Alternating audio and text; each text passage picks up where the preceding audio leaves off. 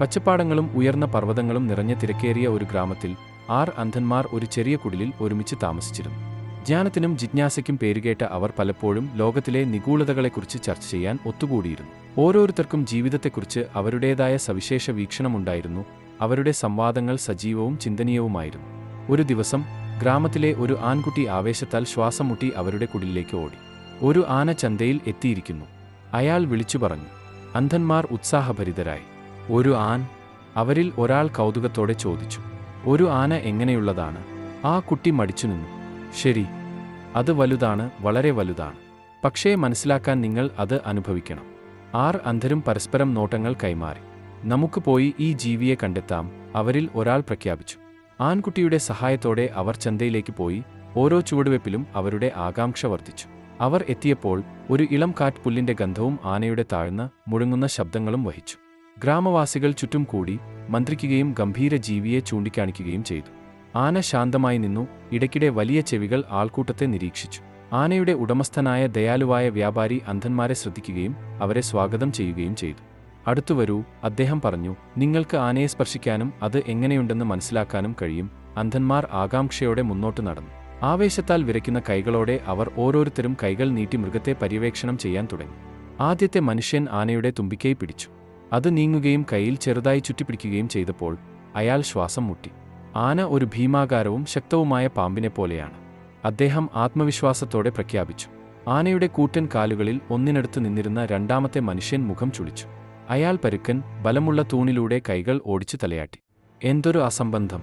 ആന ഒരു പാമ്പിനെപ്പോലെയല്ല, അത് വ്യക്തമായും ഒരു വലിയ മരത്തിന്റെ തുമ്പിക്കൈ പോലെയാണ്, ഉറച്ചതും ചലനരഹിതവുമാണ്. ആനയുടെ ചെവി അനുഭവിച്ച മൂന്നാമത്തെ മനുഷ്യൻ മൃദുവായി ചിരിച്ചു. നിങ്ങൾ രണ്ടുപേരും തെറ്റിദ്ധരിക്കപ്പെട്ടു, അയാൾ പറഞ്ഞു. ഈ ആന ഒരു വലിയ ഫാൻ പോലെയാണ്. അത് വീതിയുള്ളതും നേർത്തതുമാണ്. അത് വായുവിൽ സൗമ്യമായി നീങ്ങുന്നു.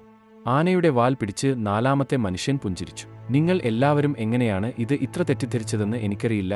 ഈ ആന ഒരു കെയർ പോലെയാണ്, നീളമുള്ളതും നേർത്തതും സ്പർശനത്തിന് പരുക്കനുമാണ്. ആനയുടെ വലിയ വയറിനടുത്ത് നിന്നിരുന്ന അഞ്ചാമത്തെ മനുഷ്യൻ കൈകൾ അതിൽ അമർത്തി.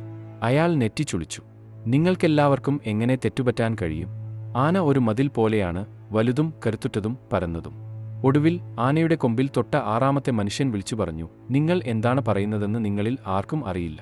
ആന മിനുസമാർന്നതുമാണ്, മിനുക്കിയ കുന്തം പോലെ. അന്ധർ വാദിക്കാൻ തുടങ്ങി. അവരുടെ ശബ്ദം ഉച്ചത്തിലായി. തന്റെ വിവരണം മാത്രമാണ് ശരിയെന്ന് എല്ലാവർക്കും ബോധ്യപ്പെട്ടു. ഗ്രാമവാസികൾ രസകരമായി നോക്കി. ചിലർ ആ കാഴ്ച കണ്ടു ചിരിച്ചു. മറ്റുള്ളവർ ഇടപെടാൻ ശ്രമിച്ചു. നിർത്തൂ.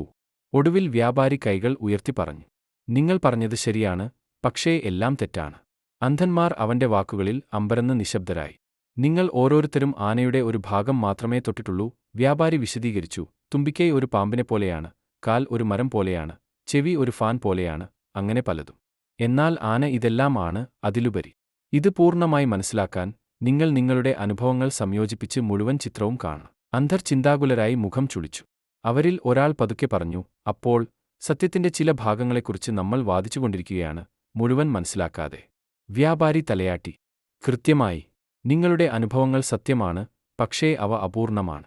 പരസ്പരം കേൾക്കുന്നതിലൂടെയും വലിയ ചിത്രം ഒരുമിച്ച് ചേർക്കുന്നതിലൂടെയും ജ്ഞാനം വരുന്നു. പാഠത്തിൽ നിന്ന് വിനീതരായി അന്ധർ നിശബ്ദരായി നിന്നു. വ്യാപാരിയോട് നന്ദി പറഞ്ഞിട്ട് അവർ ഓരോരുത്തരും ആഴത്തിലുള്ള ചിന്തയിൽ മുഴുകി തങ്ങളുടെ കുടിലിലേക്ക് തിരിച്ചു നടന്നു. അന്ന് വൈകുന്നേരം അവർ ഒരുമിച്ച് ഇരുന്നു തങ്ങളുടെ അനുഭവത്തെക്കുറിച്ച് ചിന്തിച്ചു. ഇത് ആനയെക്കുറിച്ച് മാത്രമല്ല, അവരിൽ ഒരാൾ പറഞ്ഞു. ഇത് ജീവിതത്തെക്കുറിച്ചാണ്. അവരിൽ ഒരാൾ പറഞ്ഞു. ഇത് ജീവിതത്തെക്കുറിച്ചാണ്. നാം എല്ലാവരും സത്യത്തിന്റെ ചില ഭാഗങ്ങൾ മാത്രമേ കാണുന്നുള്ളൂ. കൂടുതൽ മനസ്സിലാക്കാൻ മറ്റുള്ളവരെ ശ്രദ്ധിക്കണം. മറ്റൊരാൾ തലയാട്ടി. നമ്മളെല്ലാവരും നമ്മുടെ കാഴ്ചപ്പാടുകൾക്കായി പോരാടുന്നതിനുപകരം അവയെ സംയോജിപ്പിക്കാൻ പഠിച്ചിരുന്നെങ്കിൽ ലോകം ഒരു മികച്ച സ്ഥലമാകുമായിരുന്നു. അവർ പരസ്പരം പുഞ്ചിരിച്ചു. അവർ നേടിയ ജ്ഞാനത്തിന് നന്ദി പറഞ്ഞു. സത്യം പലപ്പോഴും ബഹുമുഖമാണെന്നും നമ്മുടെ വ്യക്തിഗത അനുഭവങ്ങൾ യാഥാർത്ഥ്യത്തിന്റെ ഭാഗികമായ ഒരു വീക്ഷണം മാത്രമേ നൽകുന്നുള്ളൂവെന്നും ഈ കഥ നമ്മെ പഠിപ്പിക്കുന്നു.